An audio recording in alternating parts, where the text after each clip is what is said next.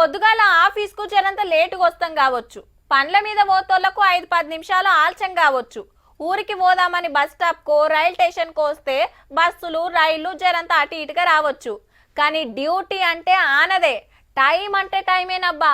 పొద్దుమికిందంటే మబ్బులు పట్టుడు, దమ్మడ దిమ్మడ దంచుడు. మరి చూద్దాం పాన్రి పట్నం అంతటా ఎట్లున్నదో.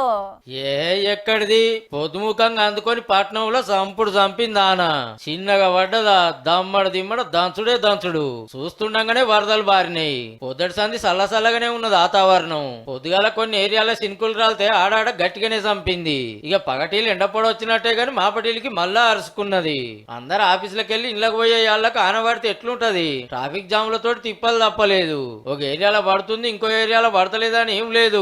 షిఫ్టులు పెట్టుకొని పట్నం అంతా అరుచుకుంటుంది. జరంత వెనక ముందు గంతే.